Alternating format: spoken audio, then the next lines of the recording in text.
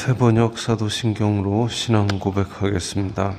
저는 전능하신 아버지 하나님 천지의 창조주를 믿습니다. 저는 그분의 유일하신 아들 우리 주 예수 그리스도를 믿습니다. 그분은 성령으로 잉태되어 동정녀 마리아에게서 나시고 본디오 빌라도에게 고난을 받아 십자가에 못 박혀 죽으시고 장사된 지 사흘 만에 죽은 자 가운데서 다시 살아나셨으며 하늘에 오르시어 전능하신 아버지 하나님 우편에 앉아 계시다가 거기로부터 살아있는 자와 죽은 자를 심판하러 오십니다. 저는 성령을 믿으며 거룩한 공교회와 성도의 교제와 죄를 용서받는 것과 몸의 부활과 영생을 믿습니다. 아멘. 거룩하신 아버지 하나님 감사합니다. 간밤에도 편히 쉬게 해주시고 새벽에 기도하는 자리에 불러주시니 감사합니다.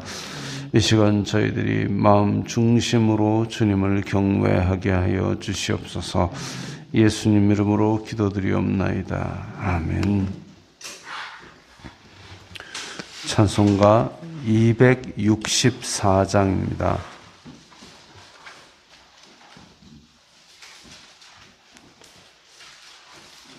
찬송가 264장입니다.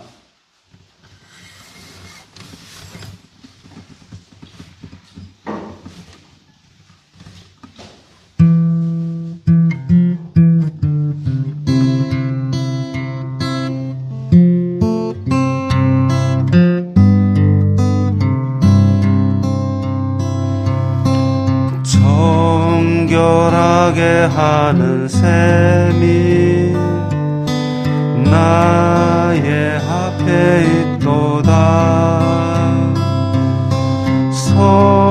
성령께서 권고하심 죄 씻으라 하시네. 찬양하리 찬양하리 당한 어린 양 주께 영광 돌리어라. 우리 죄를 씻어 주셨네. 나의 가는 길이 좁고 내 뜻대로 안 돼도 욕심 다 버리고 주만 따라가겠네. 찬양하리 찬양하리 죽임 당한 어린 양 주께 영광 돌리어라. 죄를 씻어 주셨네. 나의 마음 제단 위에 불길같이 타올라. 영원토록 찬양하며 주께 영광 돌리네. 찬양하리 찬양하리 죽임 당한 어린 양 주께 영광 돌리어라. 우리 죄를 씻어 주셨네. 한량없는 주의 나를 영접하셨네.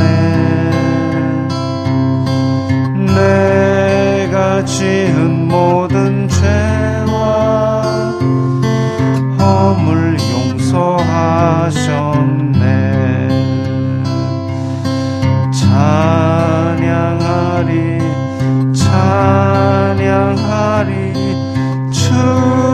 죽임 당한 어린 양 주께 영광 돌리어라. 우리 죄를 씻어 주셨네. 성부 하나님께 영광, 성자 예수께 영광, 성령님께 또한 영광 모두 돌려드리세. 찬양하리 찬양하리 죽임 당한 어린 양 주께 영광 돌리어라.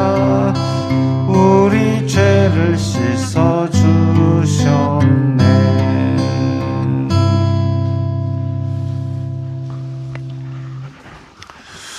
오늘 말씀은 마가복음 11장입니다. 마가복음 11장 12절부터 19절까지의 말씀입니다.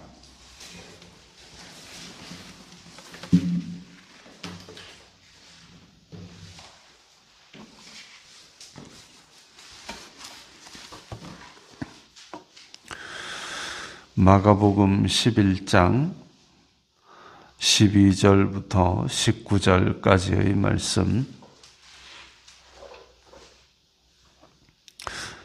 함께 읽겠습니다.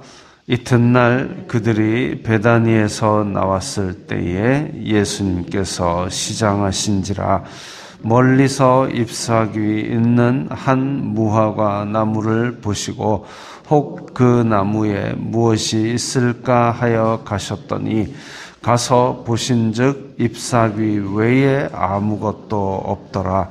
이는 무화과의 때가 아님이라.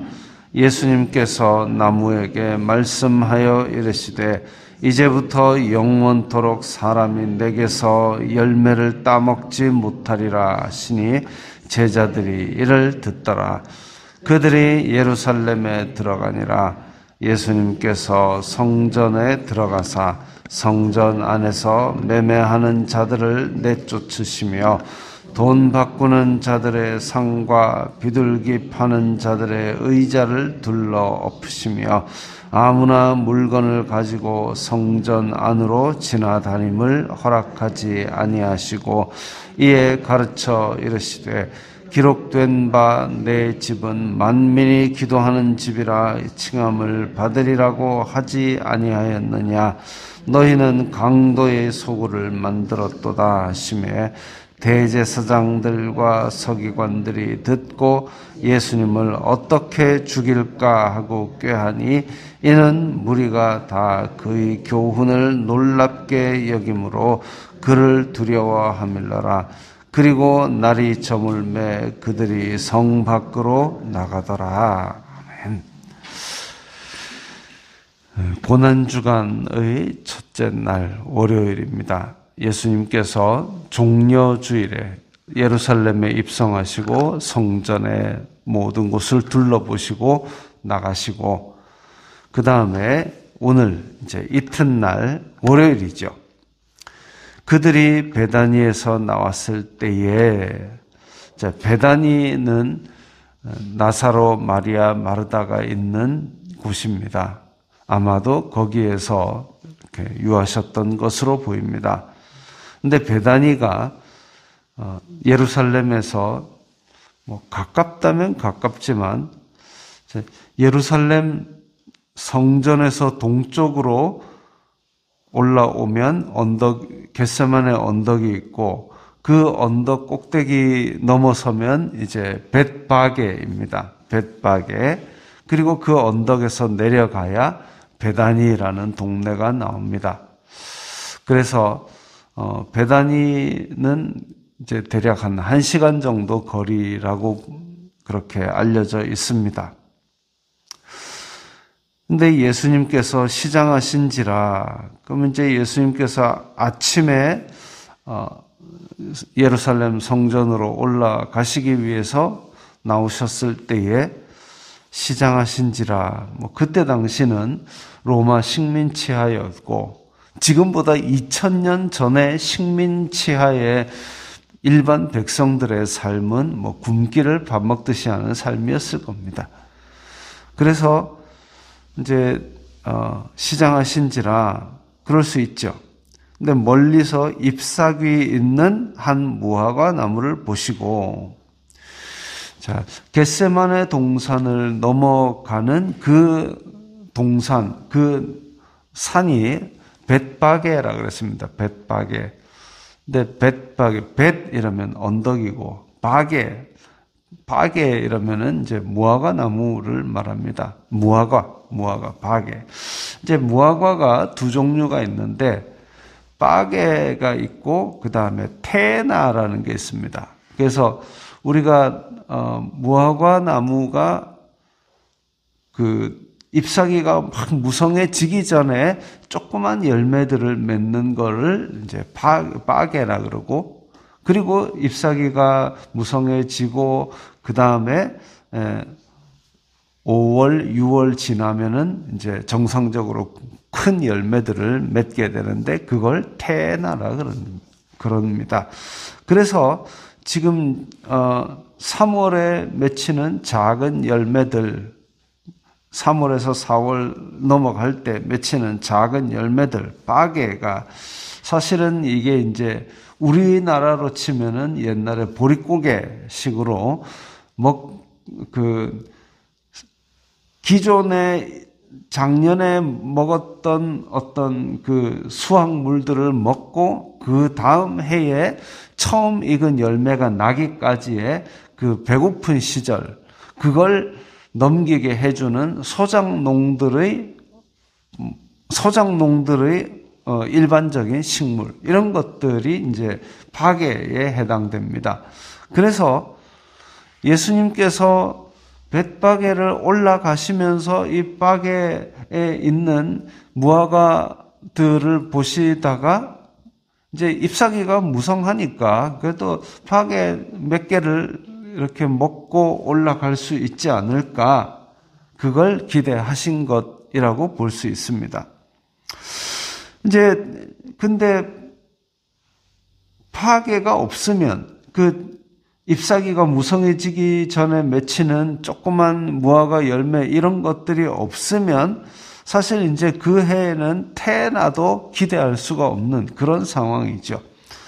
근데 무화과 나무가 잎사귀가 있기에 그러면 바게 있겠구나.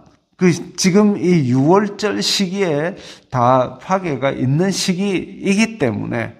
그런데 가보니까 잎사귀만 무성하고 아무것도 없더라. 근데 이는 무화과의 때가 아님이라 이랬습니다. 무화과의 때가 아닌데 예수님께서 열매 내놔라, 없니? 저주, 이렇게 하신 게 아니다 이거죠. 가난한 백성들이 일반적으로 먹을 수 있는 그것이 맺히는 시기였는데, 근데 크고 무성한 잎은 잔뜩 있는데 그 가난한 사람들이 끼니를 때우던 바게가 하나도 없다? 이건 문제가 있는 거죠. 근데 우리나라 하면 무궁화 삼천리 하듯이 이스라엘은 무화과를 그렇게 상징으로 쓸 만큼 이제 무화과가 또 그 나라의 상징적인 나무입니다. 즉 무화과 나무는 이스라엘을 상징한다고 볼 수 있는데, 근데 잎사귀는 무성한데, 즉 모양새는 하나님의 택하신 나라다, 선민이다. 그러니까 성전도 있고 절기도 지키고 무성한데, 그런데 그 중심에 정작 배고픈 백성들이 먹어야 될 바게 하나조차 변변하게 없다? 문제가 있는 거죠. 예수님께서 보시는 이스라엘 자손들, 하나님의 선민이다, 예배다, 절기다, 무성한 잎사귀는 있는데 그 가운데 하나님을 사랑하는 마음도 없고 하나님을 경외하는 마음도 없고 이스라엘 공동체가 서로 그들의 연약한 자를 돌보는 그런 마음도 없다? 이건 문제가 심각한 거죠. 잎사귀라도 무성하지 말든가. 근데 잎사귀는 무성한데 그런 제대로 된 실속 있는 것이 없다? 그래서 주인에게 내놓을 열매가 없다? 거기에 대해서 예수님께서 14절에 나오는 말씀을 하신 겁니다. 이제부터 영원토록 사람이 내게서 열매를 따먹지 못하리라.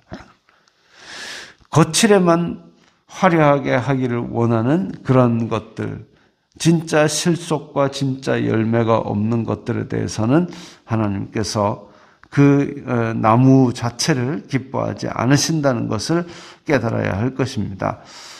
그리고 오늘 두 번째 사건이 뭐냐 하면 15절부터 나오는 성전 정화 사건입니다. 예루살렘에 들어가셨는데 성전 안에는 사실상 이렇게 매매하는 자들, 돈 바꾸는 자들이 있어서는 안 되는 거죠. 이게 예수님께서 계시던 당시에는 유대인들의 돈이 통용되지를 않았습니다. 돈이라는 것은 그 나라의 경제의 근간인데 그 안에 통치자를 새겨놓고 통치의 어떤 바탕으로 삼았던 것이죠. 그래서 그때 고대의 고대의 동전을 연구하게 되면 이제 황제가 누구였는가, 그 다음에 어떤 가치로 다스렸는가 이런 것들을 알 수 있는데, 근데 로마 황제가 그려진 돈으로 하나님 앞에 헌금을 드린다. 이제 이방의 것으로 성전에 넣을 수가 없었습니다. 규정상. 이제 성전 안에 맨 안에 성소 지성소가 있고 그 다음에 유대인의 뜰이 있고 한 칸 건너서 여인의 뜰에 헌금함들이 있었는데 그 안으로 로마 황제가 새겨진 동전을 들고 들어와서 헌금을 할 수가 없었던 것이죠. 그래서 이방인의 뜰에서 그 로마 황제가 새겨진 돈은 이제 성전 세겔로 바꾸었습니다. 그래서 성전 세겔로 헌금을 했던 것이죠. 그러면 이제 돈 바꾸는 사람이 거기에 이방인의 뜰에 동전을 바꿔주는 게 있었을 것이고, 또 예물들이 흠이 있으면 안 됩니다. 그래가지고 소를 데리고 와서 잡아야 되는데 양과 소가 갈릴리에서 데리고 오다가 발목을 삐끗해가지고 발을 절게 된다. 그러면은 이제 이 예물로 못 드리는 거죠. 그래서 이때 당시에는 예루살렘에서 좀 떨어진 베들레헴 쪽에서 많은 소와 양들을 키웠고, 이것을 이제 갖다가 이방인의 뜰에서 재물을 바꾸어 주고, 그래서 흠 있는 재물이면 여기서 바꾸어 가시오, 이런 식으로 한 거죠. 제사장들이 이방인의 뜰에서 검사를 해서 바꿔주고, 또 비둘기도 바꿔주고, 아니면 돈만 갖고 와서 여기서 양과 소를 사서 바치고 이렇게 했습니다. 그런데 이게 이제 성전 안에서 매매하는 자들, 성전 안까지 들어와서는 안 되는 사람들인데, 원래는 그런 것들을 다 성전 밖에서 해결을 했어야 되는데 점점 안으로 들어온 거죠.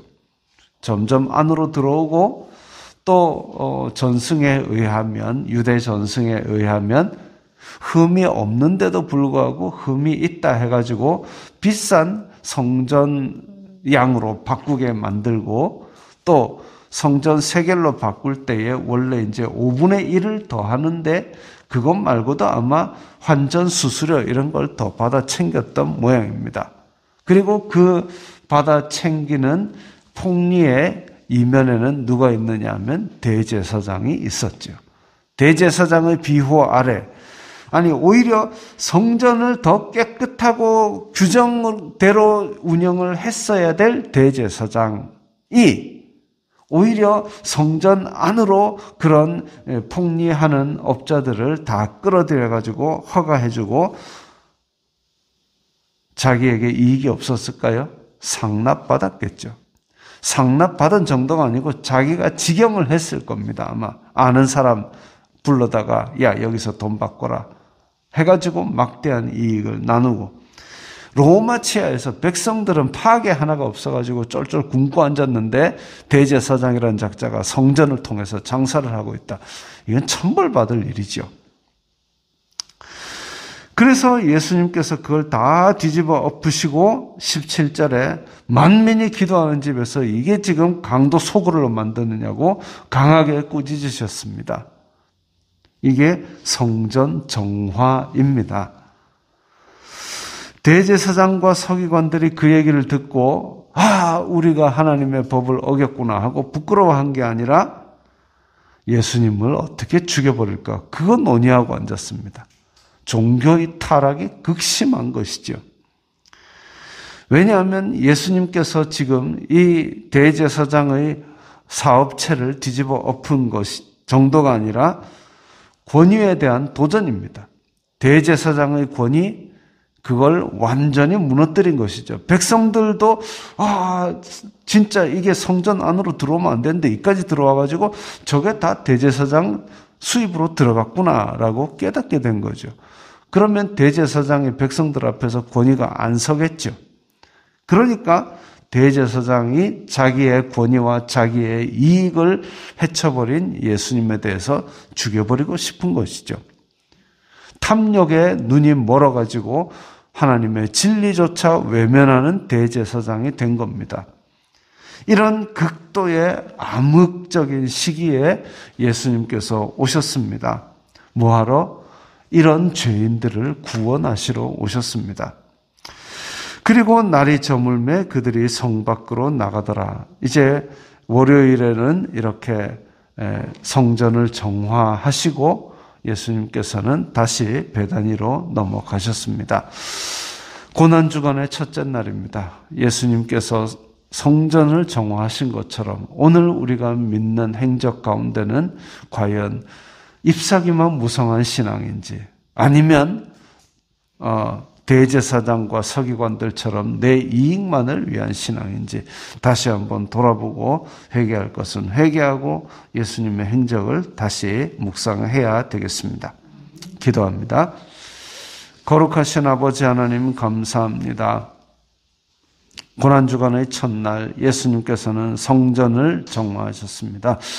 저희들의 신앙도 겉모습과 달리 저희들 안에 열매가 있는지 점검하는 그런 시간이 될 수 있도록 도와주시옵소서. 예수님 이름으로 기도드리옵나이다. 아멘.